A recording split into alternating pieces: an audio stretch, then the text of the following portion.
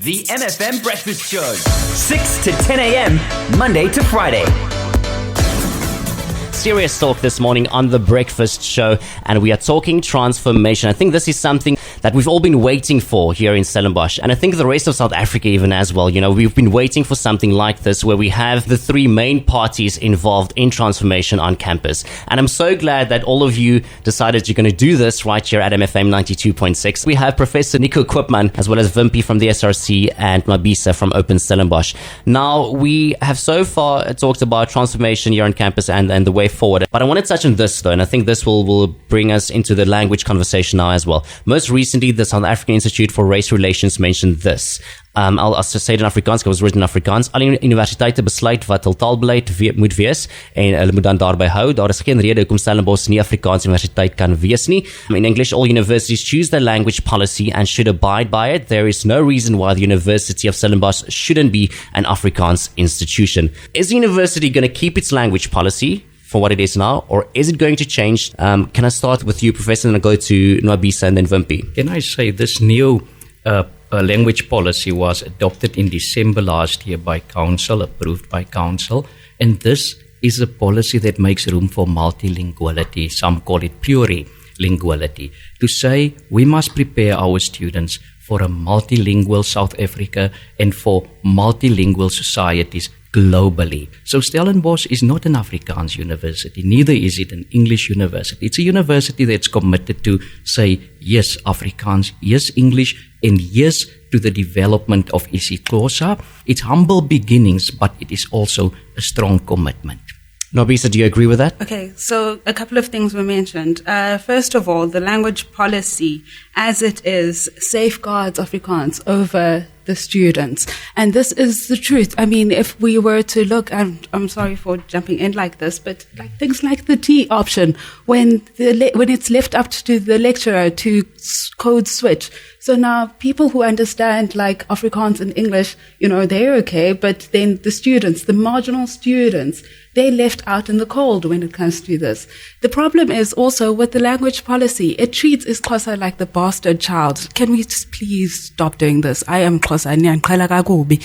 We cannot have this.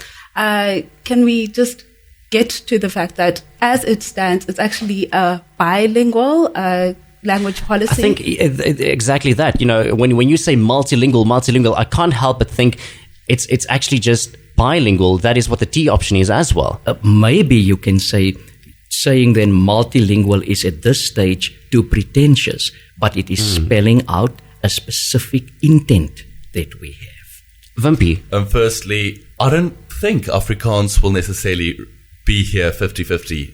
I don't think if we are going to be honest with ourselves, it would really be relevant. And the question is, do we really want to safeguard? Do we want to preserve something which is dying in certain segments? There has to be a market. There has to be a market coming from school, people speaking a certain language, wanting to continue their studies in it. And then there has to be a market outside there. And that's why I think we need to commit to actually having Xhosa as an academic language. We need to commit, but we need to do that strategically. We need to say, where is there really a demand? Will there be students? There are very few high schools in the Western Cape, which are like Xhosa high schools.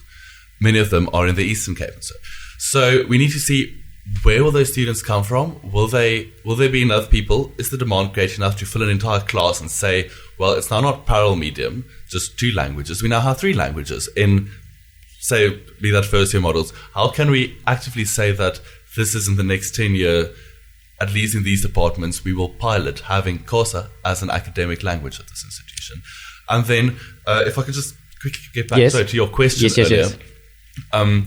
I think, well, they certainly have a fair point with saying universities regulate themselves. I just feel there is a very crucial also missing in that statement. There can be no reason why Afrikaans should not also be the language at Stellenbosch University. Because if you think at where this university has been and where it's going, I mean, will we really have a South African and an African University of Excellence just casually excluding a couple of people? Exactly. The goal obviously has to be accessible to as many people as possible. Do we only want Afrikaans people to study here? Exactly. Do we not want to draw from a larger pool? Exactly. Nobisa. And I think that's the best place to get in. Yeah. Prof, could you tell us, because as the language policy stands here, there are some children out there who are forced to learn in Afrikaans. Could you give us why that you refuse to change a language policy that has children who are forced to learn in Afrikaans? And when they do not, they have to quickly scrabble for interpretation devices, which, feel like someone is whispering in your ear. I mean, if you were ever in a lecture, you'd hate anyone whispering in your ear. You want to listen to the lecture straight. Why do we still, in 2015, have children who are forced to learn in Afrikaans? This is what the language policy is doing. Professor. Can I say, I said a few weeks ago, Stellenbosch University shall not implement a language policy which is a way of repeating the oppression which led to Soweto 1976. That is unacceptable. We should look into that. If, for instance, interpreting services are experienced in a negative way, we want to sit with Open Stellenbosch and say, help us regarding this. When I was dean in the Faculty of Theology, the students there at the end of May told me what interpreting services mean to them, those who experience it negatively. It's not only a practical problem, it's not for them only a pedagogical problem, it's an existential problem that they feel this mode is making them feel you now just have to accommodate me and assimilate me. I'm not totally welcomed here. And we need to look at that. But there are also students who say, this is helping me. And in a round table, you can look at this and address it. But this is why the round table discussion is so crucial. I believe that we should listen to the voices of those who are most disadvantaged by policies and practices. The two task teams that had been appointed to look at the specific concerns of Open Stellenbosch and the SRC will report back later this month. And we hope that they will help us so that we can, and we want the input of specifically Open Stellenbosch also in that conversation so that we can say, do we need policy changes? Do we need to make changes in how we implement it?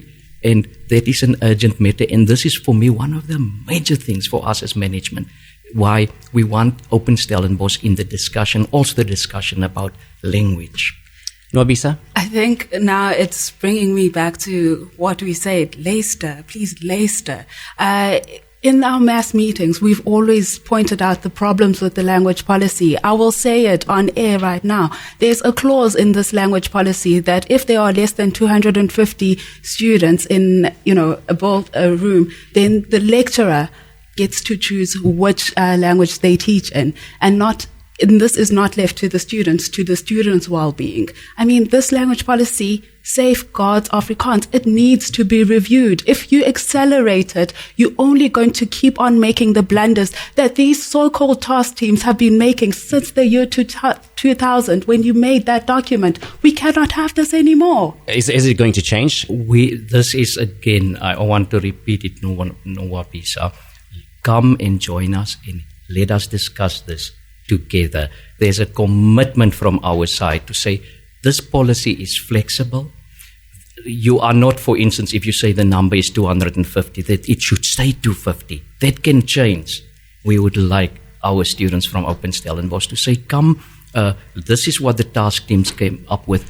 Help us to look at it. Where are the weaknesses in this? That sounds like a call to review the language policy to me, because it sounds to me like that as well. Yeah, the actual, terms and conditions and loopholes that children find themselves in are in that language policy. This is what we've been saying. Oh my goodness. Let us review the language policy. Do you agree that we should review the language policy? Professor, do you agree? Can I say, when you have a new policy, you start implementing it, and people come with major problems, then you must go and look back at your policy. And we're not saying here we preempt now the process, but you should listen to the voices. And you must ask, is it only implementation that is wrong? Or are there points where you should look at the policy itself?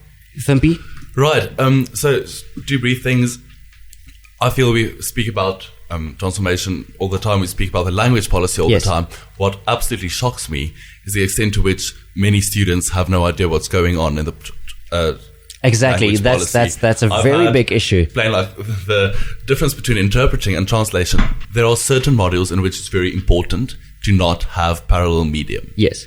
If you're going to have political sciences and philosophy and law modules, and they will all be in parallel medium, you will have separate development in essence. Exactly. And I mean, we need to have an ability, we need to pioneer this in such a way that we can have students from different backgrounds having debates in class. And we should really look at implementation and where really necessary, look at reviewing the policy itself. Well, to me, that sounds brilliant, Nobisa. I don't know, what do you think about that? Look, Nico Koopman said that, he's up for reviewing the language policy. This is what we've been calling for from the beginning. This is why we've had to speak to the media, because we haven't been listened to inside. So yes, let's review the language policy. I'm all for it. I feel, yes, Professor. Can I repeat it?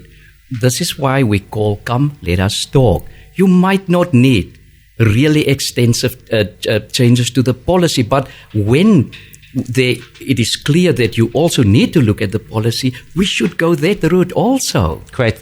I think very lastly, I think we've come to sort of a solution here, I feel. I think this has been a very positive meeting. Nobisa, yes, very lastly from you, I think you want to say something? Yes, there's a lot more that needs to be discussed that we did not have enough time for here. But I am glad that Nico Koopman said that the language policy will be reviewed. You will keep He said that in public. No. Can I say it in public again? You can. We're looking at a new policy. It's in the first months of implementation. Yes. We look at are there problems with implementation.